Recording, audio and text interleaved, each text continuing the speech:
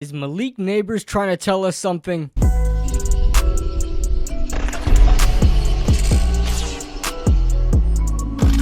What is going on, guys? What is going on, 27 Squad? Welcome back into another video. It's been a while since I made a video. It feels weird. The off season, not much to talk about. I don't really want to force content to you guys, but we're heading towards draft season, free agency, and we're going to see a lot more content here on this channel in the near future. But before we start, as always, guys, I wanted to thank you guys so much for supporting the channel. You guys are awesome. The likes, the comments, a lot of new subscribers, tons of new subscribers. I think we grew over like 2,000 subscribers since the last off season. So you guys are amazing. So we got to thank the sponsors, BetUS. Make sure you guys check out BetUS for a 150% sign up bonus up to $2,000 on your first deposit. Second and third are 125%.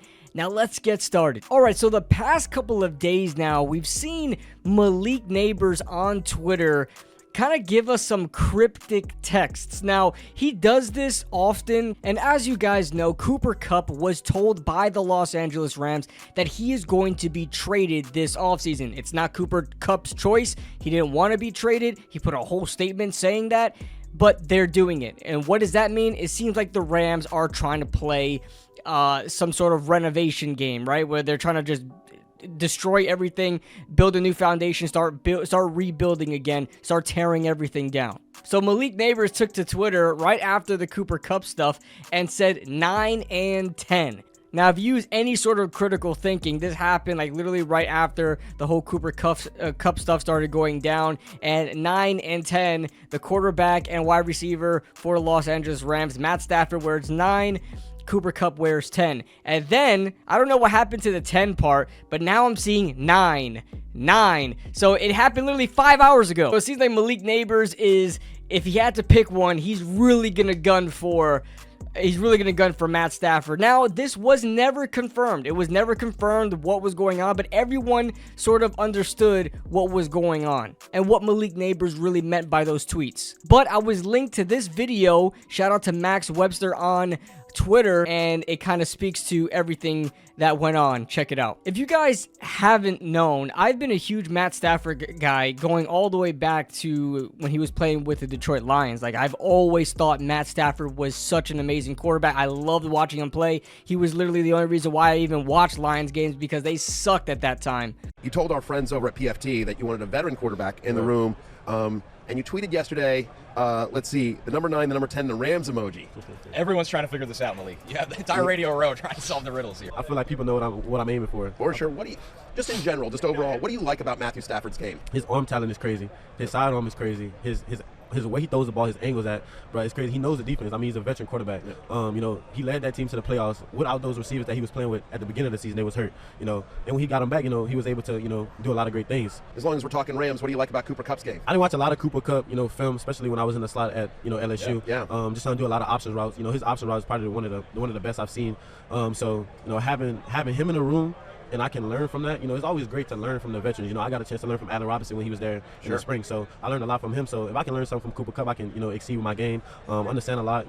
I'm young, so I'm trying to get as much game as possible for, years to come. And I love what Malik Nabers had to say. He's a wide receiver. He's one of the best in the NFL right now, and he's always been that guy at receiver. He knows what it takes to be a good quarterback. He knows a good quarterback when he sees one. He loves what he sees from Matthew Stafford. Even Matthew Berry said that, there's not a throw that Matthew Stafford cannot make, and I love it. And especially what he said with the Cooper Kupp stuff. He wants to learn under veteran leadership. He wants to he watched a lot of Cooper Kupp film when he was working in the slot there at LSU, and he tried to model his game after him. And Cooper Kupp is one of the best slot receivers in the NFL, one of the best route runners in the NFL still. So it's great to see that he wants both of those guys on the team. Now, it seems like he's really gunning for Matthew Stafford if he had to choose one, because he took out the 10, he started putting 9 and 9. I would love if Matthew Stafford and or Cooper Kupp came to the New York Giants, but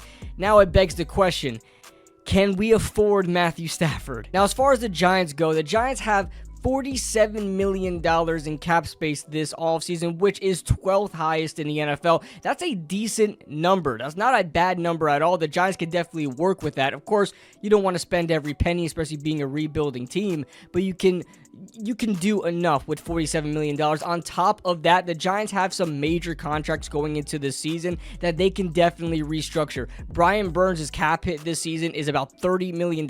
They can restructure that contract. Dexter Lawrence cap hit $23 million. I'm sure he would want to restructure that. Andrew Thomas, Bobby Okereke, those are the four guys I think can be restructured. They are, ironically enough, the highest contracts that the Giants have, and they can all be restructured. And I would say you could probably clear up to about maybe $20 million, and you can get to like $70 million in cap space just with those restructures. Now, if we look at Stafford's side, if you take a look at his contract, he also signed a 4-year, $160 million deal. It's crazy to see that Matthew Stafford and Daniel Jones signed the same freaking contract. It's crazy. Matthew Stafford at 37 years old coming into this 2025 season. I think he's still got it. He can be a good bridge quarterback for us. I think he's going to be a great starter, but he can definitely help us transition into a new era with a new quarterback. Whether that be Cam Ward or Shedeur, or they don't go quarterback this season, they can still go quarterback at 3 like Shedeur or Cam and still have Matthew Stafford. I think it's probably the best case scenario for drafting any one of those quarterbacks, especially a guy like Cam Ward, a guy that has a big arm, that likes to throw it deep, that can extend plays in the pocket. Matthew Stafford excels in that, and I think he would be great under Matt Stafford. Same thing with Shedeur, of course. Now, if you look at what Matthew Stafford is due in 2025, he's due a cap hit of $49 million. Now, that looks like a crazy number, and the dead cap hit is $49 million as well. So you would say, hey, KB, they just can't, they're not going to trade him. They'll have to pay him $49 million. Well, you guys know how it works with the post and pre trade rule when it comes to the NFL, the post and pre June 1st trade rule. So the Giants can trade for Matthew Stafford before June 1st and designate him a post June 1st trade. I think you can only designate it to like one person per team. You can't do it for like everybody. So I think if you trade for him, you can do it to one player, and it can be Matthew Stafford. They can designate him a post June 1st trade. There are so many more people that know more about this than I do, but this is my general understanding. The Rams would only have to pay $22 million this year in dead cap, and they may be willing to shed that dead cap to start rebuilding and start the new process in their franchise, and they would save $26 million. Now, as far as how much the Giants have to pay, I don't know, but it will not be $40-50 million if the Rams have to pay him. I guarantee you the Giants will not be taking on almost $50 million in cap hit if they were to trade for him. Again, there are guys that know a lot more of this than I do, so you would have to ask them. If you guys know, make sure you guys put it in the comments so now I get that understanding. But I would say the Giants would have to pay around $25-30 million for Matthew Stafford to play this season for the New York Giants, and we'll see what happens in 2026. But I mean, that is a fine price to pay for Matthew Stafford. I don't care what anybody says. I don't care if he's 45 years old. Matthew Stafford still has enough juice and enough gas left in the tank to at least play another 2 seasons and start the transition to a new era with a new young franchise quarterback. Now, as far as Cooper Kupp goes, I don't think they're going to get a trade for him at all. He's 33 years old. He has a cap hit of $27 million this season. You would understand why they would want to trade him. His dead cap is only $7 million, so they're definitely going to try to do something with him. My guess is they're going to wind up releasing him and having to pay him the rest of the $7 million. They're just going to release him. I don't think any NFL team is going to take on the end of his contract. It's just not going to happen. And then if you would want to restructure it, you would have to extend him, and you don't want to extend a 33-year-old wide receiver. That's how old he's going to be at the end of his contract. I just don't think it's in the best interest of any team to do that. So I can see Cooper Kupp being cut. Cooper Kupp being cut, and maybe he would want to join Matthew Stafford on whatever team he goes to. And in this case, if it was the Giants, he would go to the Giants, maybe. That's something that could be thrown up in the air. We'll see what happens there. But the Giants could definitely use another wide receiver. Darius Slayton is a free agent. Pretty much the only wide receivers the Giants have under contract right now is Malik Nabers, Jalen Hyatt, Wan'Dale Robinson. Those are probably the big three. I don't know about everybody else, but it's slim pickings there at the wide receiver position. The Giants could still use another, even though they just drafted Malik Nabers. They could still go out there and get a Cooper Kupp, and I would be okay with it.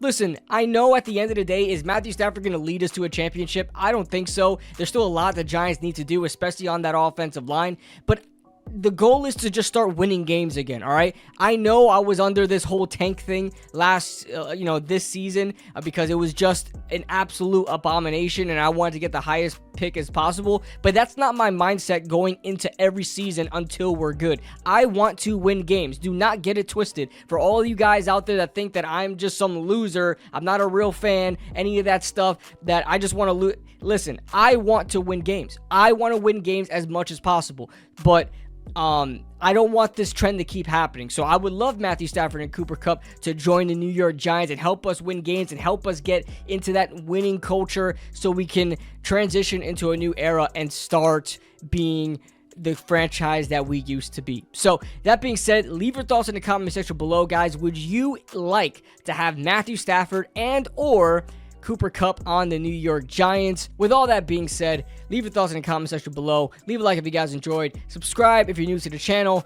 Thank you to BetUS for sponsoring this video, and we'll see you guys in the next video. Woo!